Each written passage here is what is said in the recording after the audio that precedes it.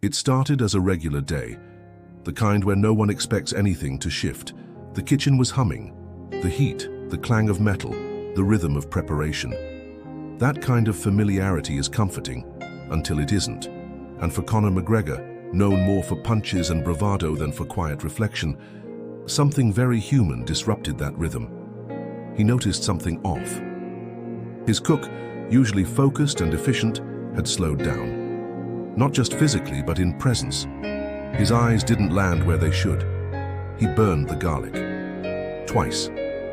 For a man whose movements in the kitchen were like muscle memory, that wasn't just a mistake, it was grief showing up in silence. Later, McGregor would find out the full story. The cook, let's call him Anthony, had lost everything. His home, gone in a sudden flood after days of relentless rain. Clothes, photos, keepsakes, even his old dog, who didn't make it out in time. His family had been evacuated to a temporary shelter, and still, Anthony showed up to cook. This wasn't about a paycheck. It was something deeper, something wired into people who were raised with the belief that you push through. That you show up no matter what, that if your hands are still working, you use them, even if your heart is drowning. And when McGregor found out, there was a pause. The kind that slices through a room, not the brash, showy reaction the media loves to circulate, but a quiet, honest moment of reckoning. A man of wealth and status seeing the thin thread someone else is hanging from. We often imagine that wealth disconnects you from empathy, but there are moments, raw, unfiltered, where even the most public figures are pulled into another person's suffering and something shifts. This wasn't a staged response. There were no cameras, no press. Just two men in a kitchen, one holding a spoon, the other holding back the weight of his own world. And sometimes the most unexpected thing is not what someone does, but that they notice at all. If this reflection has already touched your heart, subscribe to the channel and share in the comments. What part spoke to you the most? Now let's continue. There's something strangely sacred about routine. It becomes a place to hide, a way to keep moving when stopping feels dangerous. For Anthony, the kitchen wasn't just work. It was a shelter, the one place left where the rain hadn't touched him, where he could still be useful, where he could pretend, even for a few hours, that his life hadn't been swept away. Psychologically, this is a form of self-preservation. Trauma doesn't always arrive with screaming and panic. Sometimes it shows up as numbness, as silence, as the ability to slice onions with absolute precision while your mind is replaying the sound of water rising in your living room. What McGregor saw, without fully knowing it, was the aftershock of that trauma. Not the flood itself, but the emotional erosion that follows. And that's where the unexpected part begins, because instead of pulling away, as many might, he leaned in. Not with pity, but with presence. This isn't about heroism. It's about the choice to witness someone else's pain without looking away. That's rarer than we like to admit. In a society where people are praised for being strong and unbothered, emotional attentiveness often feels like a liability. But in that kitchen, McGregor asked a question. Not the perfunctory "you good" that we throw around. He asked a real question, the kind that leaves space for truth. Are you holding up? And Anthony didn't answer right away. Because how do you respond when someone finally sees past the mask you've been wearing for days? Sometimes, acknowledgement alone is enough to unravel the wall we've built around our grief. In that moment, power dynamics shifted. It wasn't fighter and cook, it was human and human. One man reaching across the widening emotional gap with something rare: sincerity. Many people experience loss quietly, especially men, conditioned to minimize their emotions, to deal with it without drama. But that silence has a cost. And when someone finally notices that you're not okay, it doesn't solve everything, but it does interrupt the spiral. It says, you don't have to carry this alone. Empathy doesn't always roar. Sometimes it simply shows up with open eyes. In public life, especially in the orbit of fame and dominance, there's an invisible script. You're expected to play your part. Be the brand, stay unbothered, keep moving. For someone like McGregor, whose entire identity has been built around control, aggression, and status, the private world doesn't often demand softness. It demands performance. But here's the thing psychology teaches us, especially through the lens of figures like Carl Jung: every identity has a shadow. And sometimes the most revealing mirror isn't a rival, it's someone beneath your spotlight quietly unraveling, someone like Anthony. That day, McGregor was forced, whether consciously or not, to confront something uncomfortable. Not just Anthony's vulnerability, but his own. Because in that moment of witnessing another man's devastation, something internal stirs.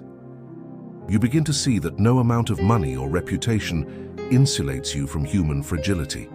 The unexpected becomes a mirror. You see what could happen to you, or what has already happened, buried under layers of bravado. And that confrontation with humility, it can be jarring. Jung called this moment a meeting with the shadow, the part of ourselves we try not to see. The part that fears losing control, that aches quietly, that feels helpless in the face of another person's suffering.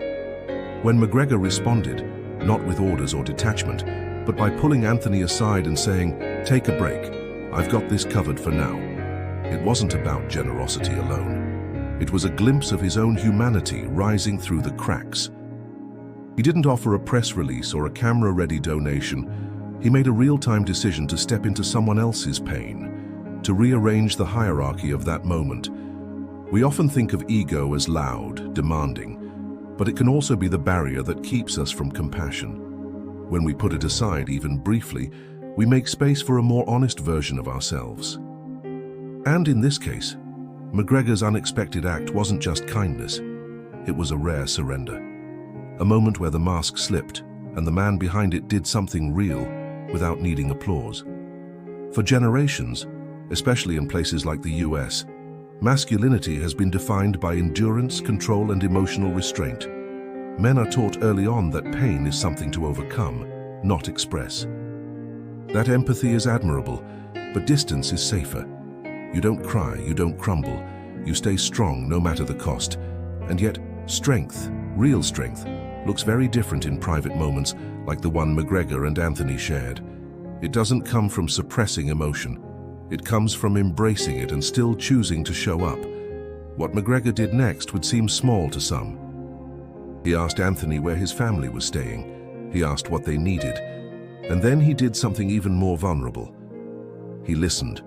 Not the surface-level listening we've grown used to in fast conversations. The kind that nods and moves on. This was the kind of presence that says, "You matter right now, I'm not above you. I'm beside you."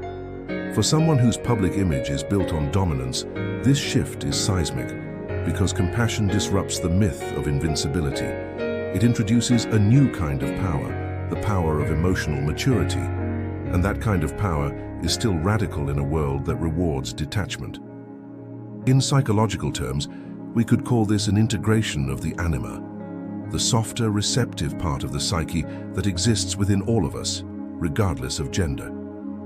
Jung believed that when men suppress this aspect of themselves, they become one-dimensional. But when they integrate it, they become whole. McGregor, in this moment, wasn't fixing Anthony's life. He was validating it. And that validation carries more weight than we often admit. It tells someone who feels invisible that they are seen, that their suffering is not inconvenient, that their story matters, even in spaces not designed for grief. For many men watching from the sidelines, especially those over 45 who have spent decades swallowing emotion to keep families afloat, this moment cuts deep. It reminds them of all the times they needed compassion, but had to settle for silence. Maybe that's why this kind of response feels unexpected, because deep down, we're all waiting for someone to show us that being human is allowed. In environments driven by hierarchy, whether it's the military, the kitchen, or a high-performance sports team, respect isn't always spoken. It's built through presence, consistency, and the unspoken pact that everyone has a role to play. But when someone breaks that rhythm, like Anthony did by falling apart silently, the system is tested. And yet, McGregor didn't respond with judgment. He responded with something rare in those settings: dignity. In psychological terms, dignity is the baseline requirement for healing. When someone is stripped of it, through dismissal, pity, or silence, they shrink. They stop believing in their worth. But when someone affirms their place, even amid disaster, something powerful happens. They start to breathe again. By treating Anthony not as an employee who needed time off, but as a man worthy of care, McGregor was tapping into something deeper than empathy. He was honoring the unspoken currency of respect. This wasn't about saving face. There were no eyes watching except the people who mattered. What he did, calling a driver, organizing a week of hotel stay for Anthony's family, and covering the essentials, wasn't meant to be a performance. It was an act of alignment. His actions aligned with a deeper truth, that leadership is not dominance. It's stewardship. Especially in American culture, where individualism often outweighs community, we forget that taking care of someone doesn't make us weak, it makes us human. And when that care comes from someone who spent his life in the spotlight, projecting invulnerability, it speaks volumes. There's something else too. McGregor didn't just act once, he followed up. He asked about Anthony's kids. He sent someone to retrieve whatever personal belongings could be salvaged. He gave Anthony space, but not distance. And that distinction matters. Distance says, you handle this, I've done my part. Space says, I trust you to carry this, but I'm still here if it gets too heavy. That nuance, so often lost in the noise of public life, is where real respect lives. Not in grand gestures, but in quiet, sustained acknowledgement. Respect at its core is a silent agreement. You matter, even when the world forgets. There's a kind of grief that doesn't wait for permission. It shows up while you're slicing vegetables, while you're waiting in traffic, while you're nodding through small talk. It doesn't ask for a scheduled hour or a private room. It works overtime, quietly, relentlessly. For Anthony, this kind of grief had no outlet. He couldn't afford to fall apart. His family needed stability. His job was still waiting. And somewhere deep inside, the message lingered. Keep going. Don't make it about you. That message is common among older generations in the US, especially those raised by Depression-era parents or shaped by post-war ideals. Stoicism was survival. Expression was indulgence. You didn't cry, you coped. But coping isn't healing, it's enduring. And the body keeps score. In the days following the flood, Anthony didn't speak much about what he'd lost. Not because he didn't feel it, but because he didn't have the language or the safety to express it. That's how trauma hides. It buries itself under utility. You keep your hands moving so your heart won't stop. McGregor, without formal training or psychological insight, simply made room. He didn't demand that Anthony open up. He didn't push for gratitude. He just stayed near. And sometimes proximity is the most powerful tool we have, especially for men conditioned to carry pain alone. When Anthony finally did speak, days later over coffee in a quiet moment away from the heat of the kitchen, he didn't start with the facts. He started with shame. Shame that he couldn't protect his kids from seeing their house underwater. Shame that he'd become a burden to those trying to help. Shame that he couldn't hold it together like he thought he should. This is the invisible layer of many men's grief, the guilt for having grief at all. McGregor didn't respond with cliches.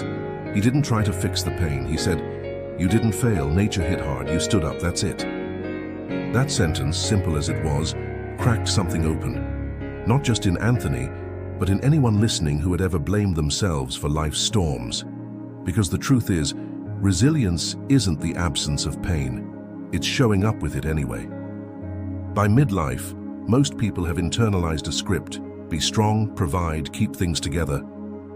It's a narrative deeply woven into American culture, especially for men over 45. Many of them were raised to believe that their value lies in their productivity, their usefulness, and their ability to handle it. But what happens when handling it is no longer enough? When the tools that got you through your 20s and 30s, work ethic, silence, and endurance, begin to turn inward, eroding you from within. That's what Anthony was facing, and it's what made McGregor's presence so significant. Because strength, as it turns out, isn't just about perseverance, it's about permission, the kind we rarely give ourselves. Permission to feel, to need, to not be okay for a while. McGregor, now in his mid-30s, is also entering a transitional life phase. The invincibility of youth fades, and questions of legacy, vulnerability, and identity surface. When he looked at Anthony, maybe he wasn't just seeing someone else's hardship, maybe he was glimpsing his future or his past.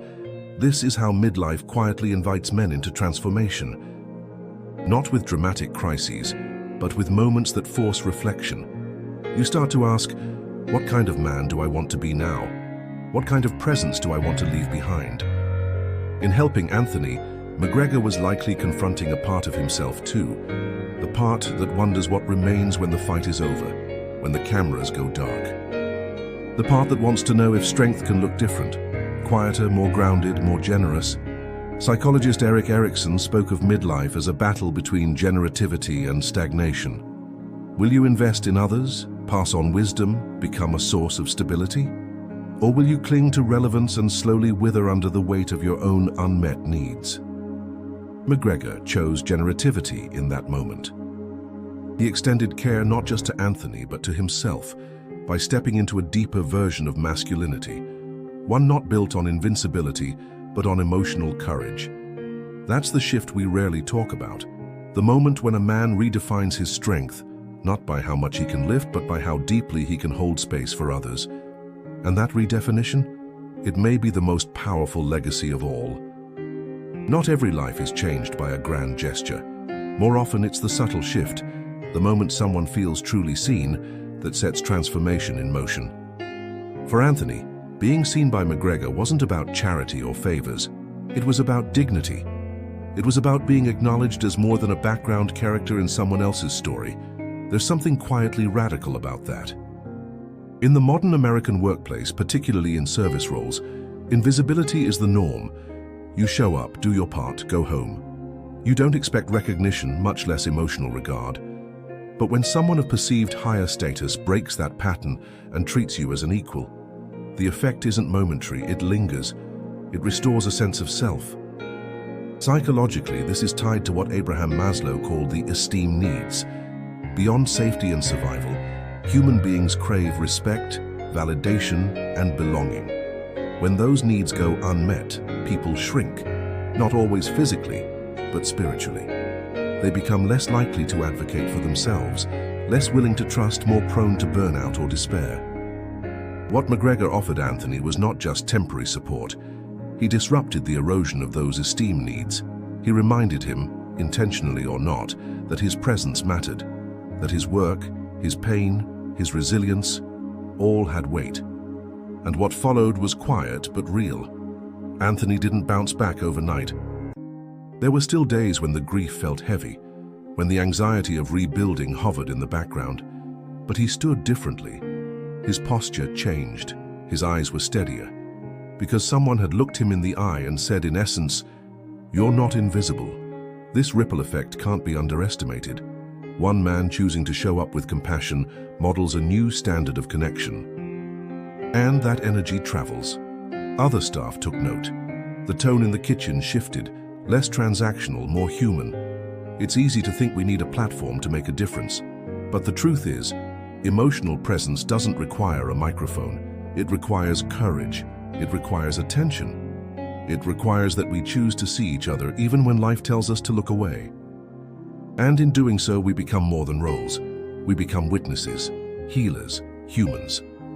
By the time Anthony's family moved into a more stable living situation, the urgency of crisis had passed. But something more enduring had taken root, not just in his life, but in McGregor's. Because what began as an unexpected response, one man stepping out of his spotlight to tend to another's quiet collapse, became a reference point, a mirror neither could unsee.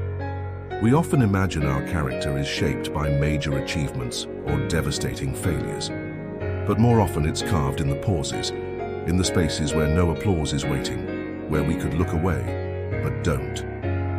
For McGregor, known for power and presence in the arena, this small act of compassion rewrote something. It didn't erase who he'd been. It added depth, a layer that no championship belt or viral headline could offer. And for Anthony, this wasn't about being saved. It was about being recognized. He went on cooking not as someone broken, but as someone who had survived. And perhaps more importantly, as someone who had been honored in his survival. That distinction changes everything. We live in a culture that celebrates reinvention, but often skips the emotional scaffolding required to make it real. Reinvention is not a new job, a new house, or a second act on paper. It's a shift in how we carry ourselves, in how we relate to others, in how we process loss without losing our humanity. What McGregor did wasn't perfect. It didn't fix the systemic issues that lead so many to suffer in silence.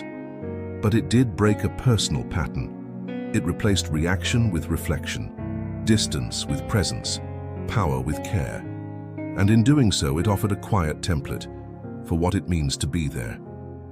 For what it means to evolve, not just in public, but in private.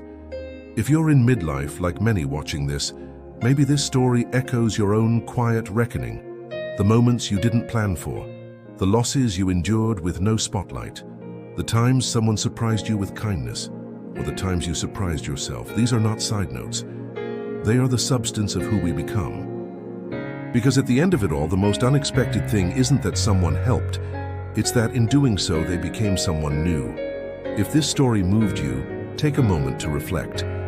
Who have you seen quietly suffering? And how might you show up for them today? Subscribe to the channel for more reflections that speak to the heart, and share in the comments. What part of this story stayed with you the most? Thank you for the journey.